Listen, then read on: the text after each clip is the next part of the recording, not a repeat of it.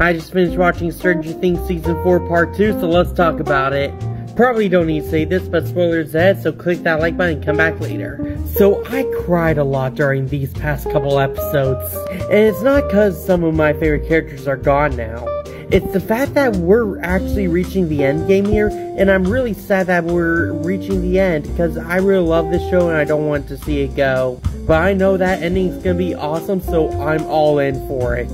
My favorite character in these couple of episodes has to be Lucas. He really outdid himself in these 2 episodes. I really love that notepad scene he and Max had while preparing to fight Vecna. It was a nice, quiet little scene with no talking whatsoever and just the two being a cute little couple. I hope Max wakes up from her coma soon so they can do Movie Friday. I wasn't really the biggest fan that the Pizza Squad didn't have as much screen time as I thought they would in the last 2 episodes. Because even in the last part of the season, they barely got any screen time. I also felt so bad for Will when he confessed his feelings to Mike, but Mike is completely oblivious to it. I have 4 favorite parts in these last 2 episodes. The first being Eddie's guitar solo. This scene was so freaking badass. It's basically a heavy metal version of the Neverending Story. I can't wait to see what Season 5 has to see what tops this scene here.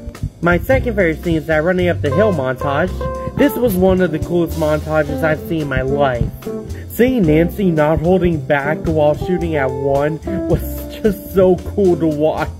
And Hopper fighting the Demogorgon with a sword was a sight to behold. I like how Hopper unaliving the Demogorgon in this scene here is a reference to how the party unalived their Demogorgon in their first D&D campaign. My third favorite scene is, and I think we all know that it was coming, Hopper and Eleven's reunion.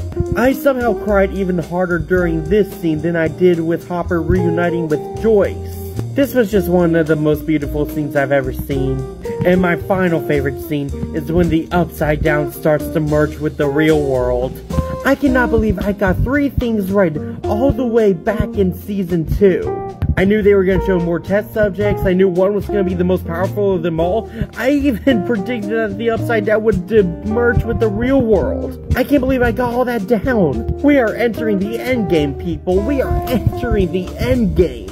I give these last 2 episodes a 9.6 out of 10, giving it an A+. Anyway, that's the review.